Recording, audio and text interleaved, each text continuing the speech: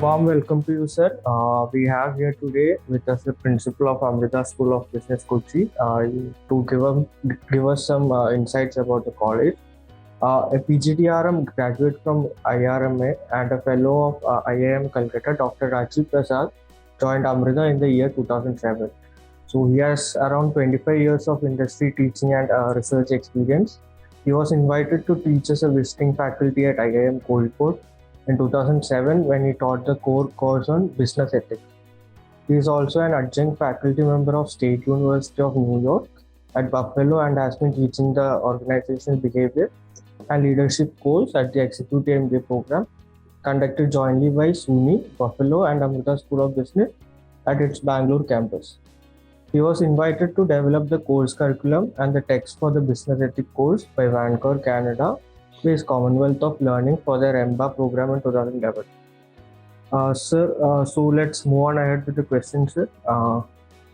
Basically, the first question that I would like to ask you is what is the latest program that you are offering in your institute, which will help the students outperform and stand apart from the crowd? So as you know, basically, Amrita School of Business Kochi is basically, running two programs. One is MBA, another is PhD program. Okay. Yes. Now, I am assuming that the interested audience is more interested in our MBA program. So, our MBA program is very distinctive in many ways. So, in terms of new program, you're asking actually something that we do which is very unique and, which most of the B schools don't do. And, Right. Even they have been doing it for, many years. But it is something new to the students who will join us in the sense that it is something which no other school does. Right. And that innovation thing, innovative thing, which is very useful to our students is, is that we have something called CIR department, Corporate and Industrial Relations department, which is like, a university level department. Okay. But at ASP Kochi, this department has, nominated or recruited 4, full-time faculty members who are available, throughout the program for all our students. So what we have done is we have, we use, this skill set, which is additional to our normal faculty, MBA faculty, to groom and train and develop our students for the final placement. Right. So, from orientation program itself, which we run, for 3 weeks before the actual MBA starts, we all CIR people in this training. Right. So their job is to, identify the strengths and weaknesses of each student, individually, customize their training to their unique individual needs, and then help them to become industry ready, in terms of body language, in terms of confidence, communication, making your resume, projecting your profile on LinkedIn, Facebook, using social media, etc. So they give a very diverse kind of training, from day one, and that is our most unique kind of add-on to other MBA programs from different places in the country. Right, so definitely it is a unique program. I haven't noticed many programs like this. So moving on to the next question, sir. What would you like to know about your university? They may not know, the students who are visiting. So first of all, we are a part of Amrita Vishwavidyapitham University, which is a, some 25-year-old university, and it is a deemed university. Now, our university has made tremendous amount of progress in a very short period of time in terms of its rankings, for example. Yes. So, Amrita Vishwavidyapitham is ranked in the top 10 in the NIRF ranking, for the last 4 years in a row. So, we entered the last top 10, some 4 or 5 years ago, and we were ranked 9th, then we became 8th, then again 8th. Then right now we are in the whole country ranked number 5.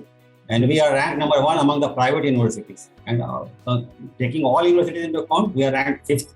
So that is something very amazing about Amrita University. And also, second interesting thing is that Amrita University is headed by our chancellor, who is a very famous humanitarian leader and saint, Mata Amritandamayi Devi.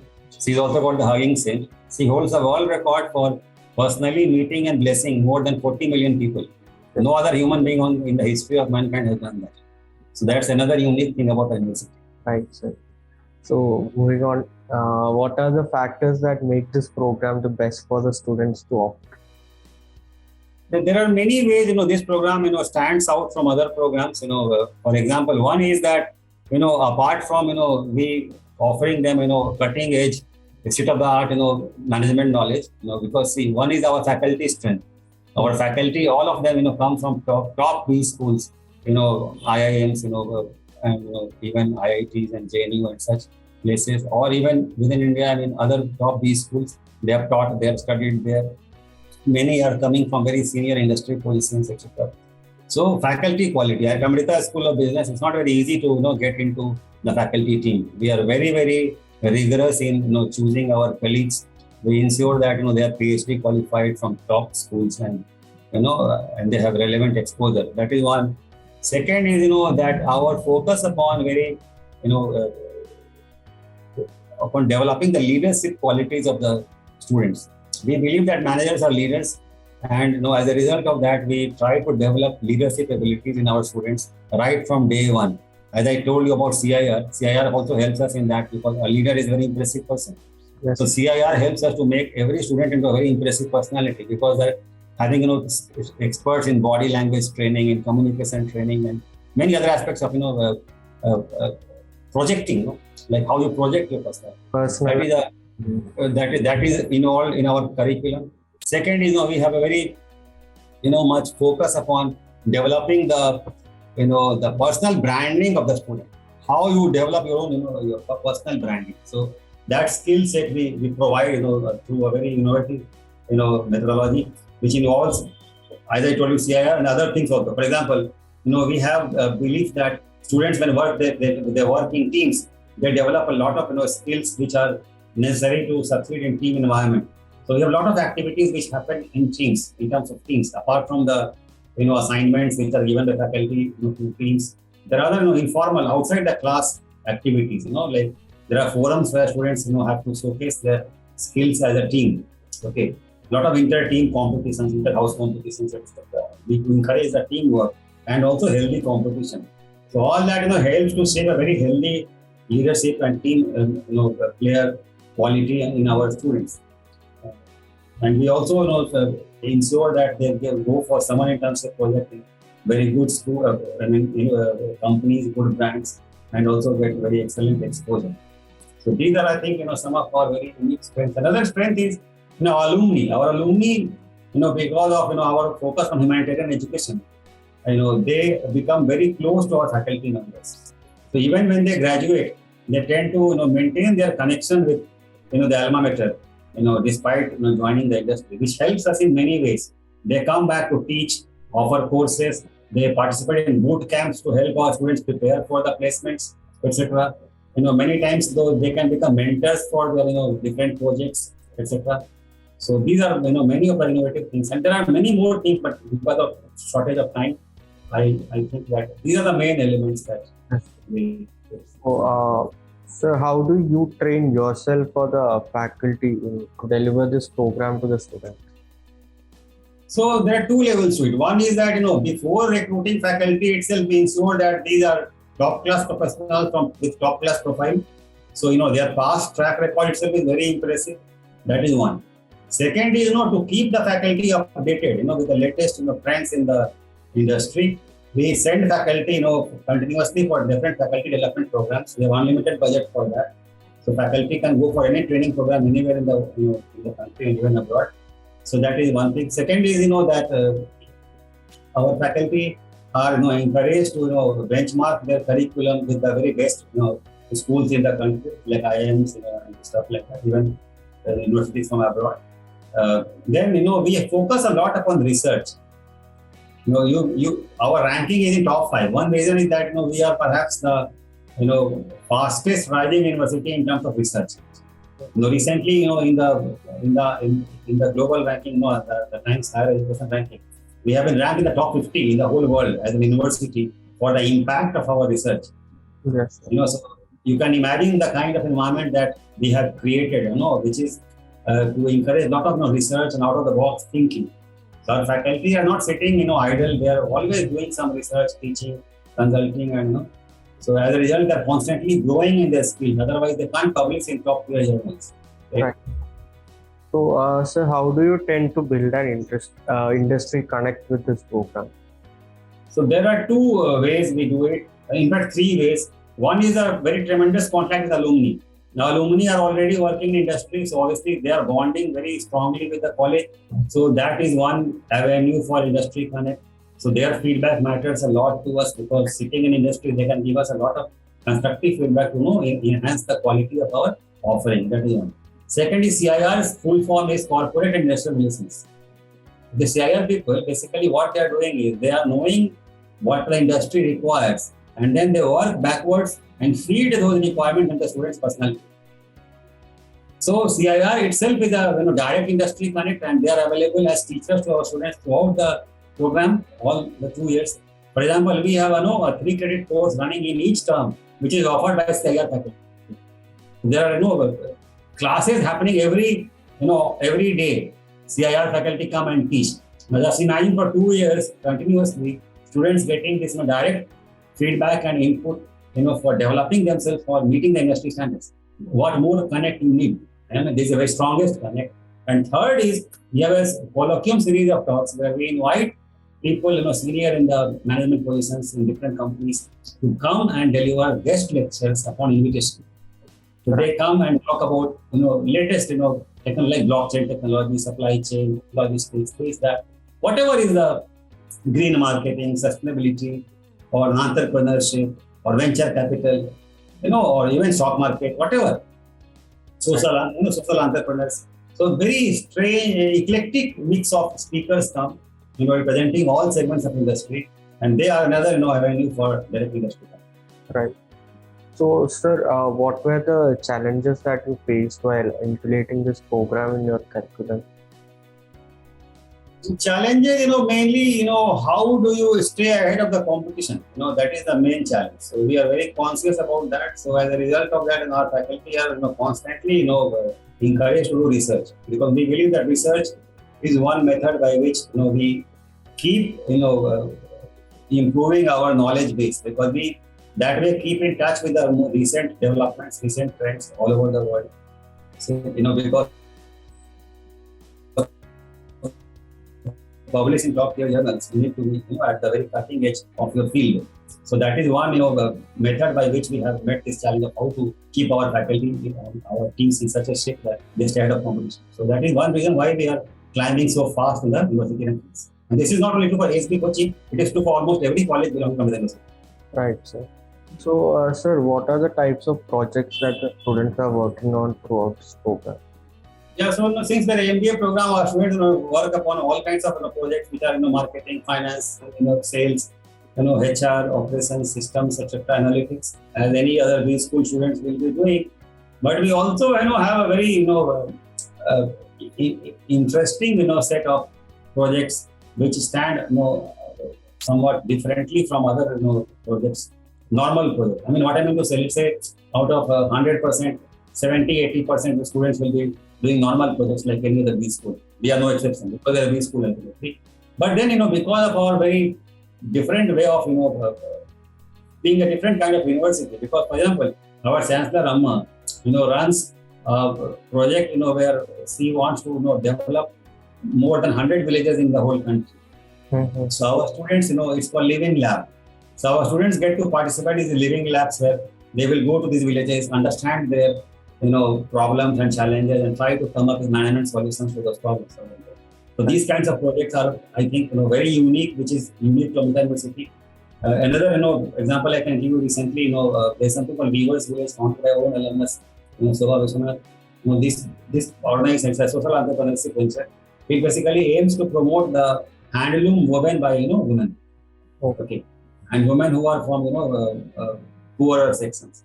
So these are very skilled, artisans, and they weave, handloom, woven, saris and carpets and, bags and stuff like that. Right. So recently, one fashion parade was conducted, to market these products. And to our 4 students, actually, they got summer internship project where they were the, brain and the, mind behind creating this fashion show.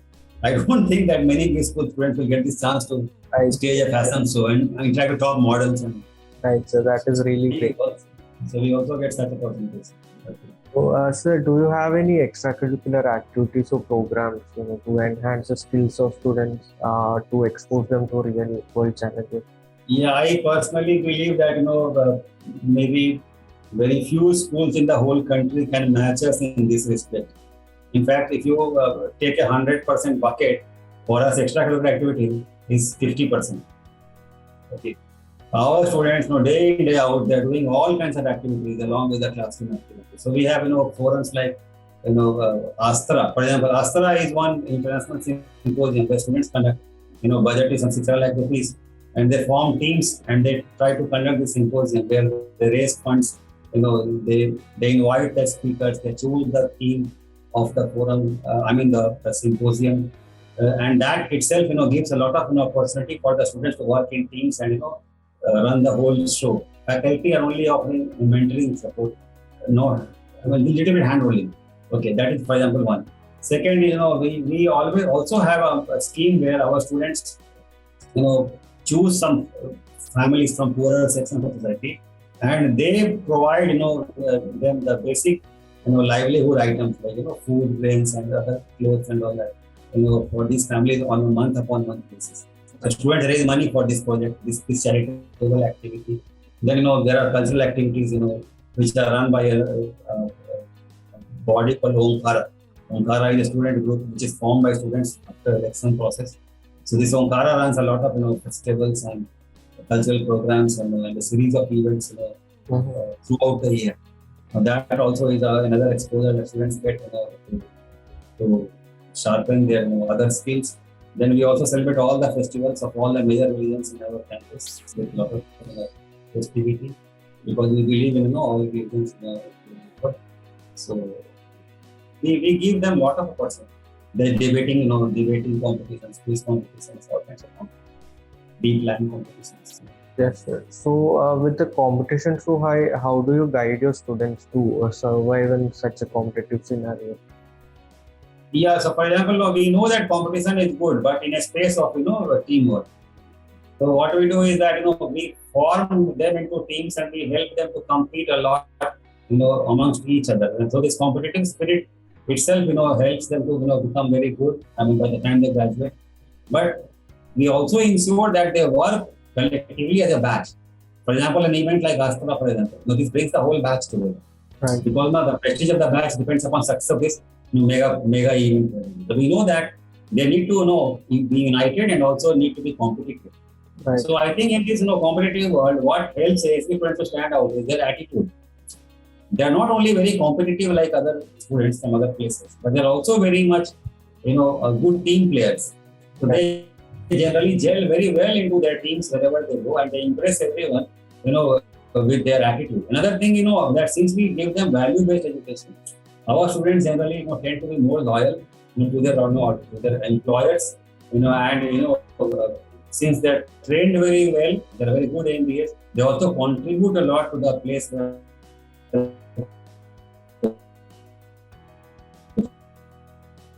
So these and also their training skills that we provide helps them to not only survive but flourish, because we teach them that if you want to survive, mostly you will not survive. Right. But if you want to soar high and fly above the competition, then you will go way beyond it rather than focusing upon survival. It's automatic, right? And that is what we teach them. Try to become excellent. Okay. Don't worry about survival. Right. Sir, so one last question. In this current scenario of COVID, how has Amrita School of Business adapted to teaching online and all those sort of things? School of COVID hit us also very hard, but we adapted in many ways. One of delivering the courses, it took us some response, but we did that very nicely. And then as a result of that, we have to devise means of conducting exams in such a way that cheating and all don't happen. So right. Proctoring system, which is very efficient and foolproof, that we develop, and also how to encourage students to use more of internet-based resources, because for every crisis there there's a sunny side also.